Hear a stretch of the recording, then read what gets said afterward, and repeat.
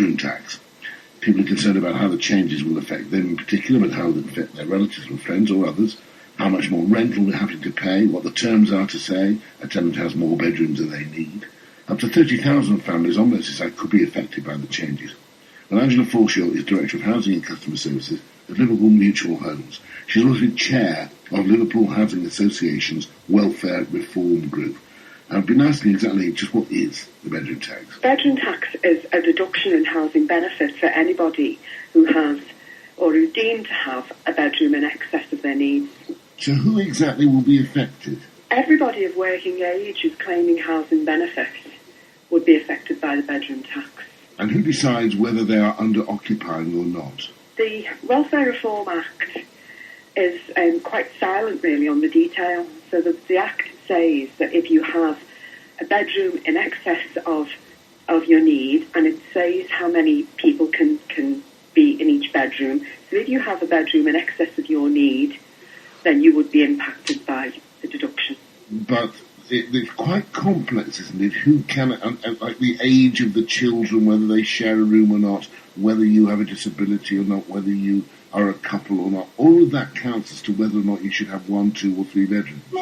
Yes, there is a set criteria within the Act.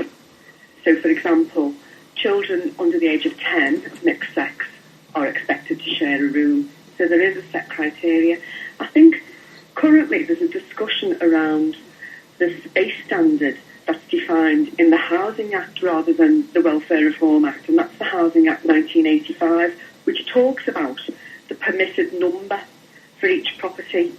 But that Act is more around defining overcrowding, and that's what's causing some confusion, I think, because that Act actually talks about space standards, size of a room that you have, whereas the Welfare Reform Act is silent on that. The Welfare Reform Act just talks about the numbers of bedrooms that you have and the numbers of people in your family. One of the kinds of calls we're getting a lot at the moment is about a 1964 Act which defined the size of a bedroom. People are asking whether or not that definition of size, I can't remember what it is exactly, but it's roughly 50 square feet or something, but whatever that Act says, whether that applies to this legislation. Well, that Act was overtaken by the Housing Act 1985, and the section is Section 326. And that Act does give a definition of overcrowding. It does give this space standard, and it gives a minimum definition. It talks about the permitted number for each dwelling, but crucially, that takes into account the numbers of rooms and the floor space to determine overcrowding. And it also includes, within its definition of sleeping accommodation, it also includes living rooms. So if you were to apply that Act and the space standard, and you were to take into account living rooms, in some cases that would make matters worse for people.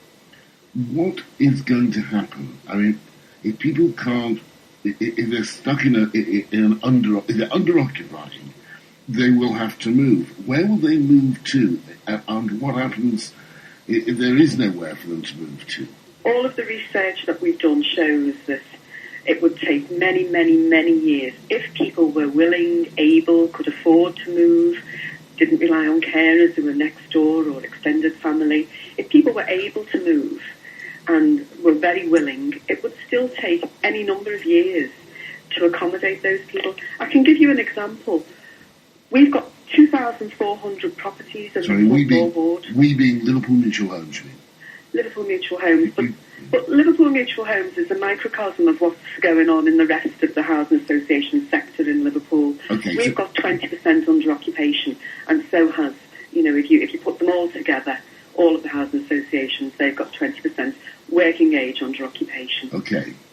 But in the Club Board, for example, 2,400 properties there that we own, and the rest are, private properties. So of those properties, when we've done our research, we've got about 750 working age families there who are living in 3-bedroom houses because there's nothing else there. We've got about 3 dozen 2-bedroom houses in that ward. But apart from that, it's a garden suburb estate, and it was built with 3-bedroom houses. So there is nowhere for those people to go, in effect. There are other solutions that are being put forward by the government. So, the government is saying that people could take in lodgers, for example. Well, that's not ideal, is it, in 2030? Are they allowed to do that under terms of their tenancy agreement with you? Can they sublet? You can take in a lodger, yes. You should ask your landlord for permission. But yes, within our tenancy, you could. And you'd have to declare that as an income on taxes?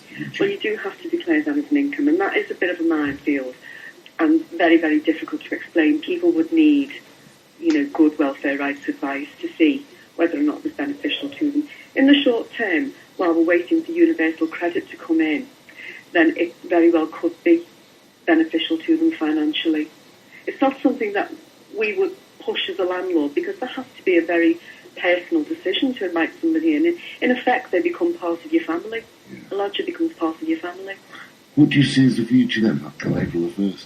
Well, I think there's going to be real, tremendous hardship for many of our tenants. We've lobbied long and hard against the bedroom tax. We're trying to prepare people in that we're giving them as much information as we can. We're telling them what the options are. People, if it is an option to increase your income by getting additional work, then that might be for you. Although very, very difficult to do that. Another option might be to apply for a move, and we will be able to move a very small number of people. We do give additional priority to people who are under-occupying their tenancy. But many people don't consider themselves as under-occupying it. I have twin sons. If I was living in a 3-bedroom house with those 2 boys, I wouldn't think of myself as being under-occupied. There are ways that we can help people. We can point them in the direction of applying for a discretionary housing payment. But by their very nature, they are discretionary and they're not a long-term solution. What I would say to anyone really is, come to speak to your landlord.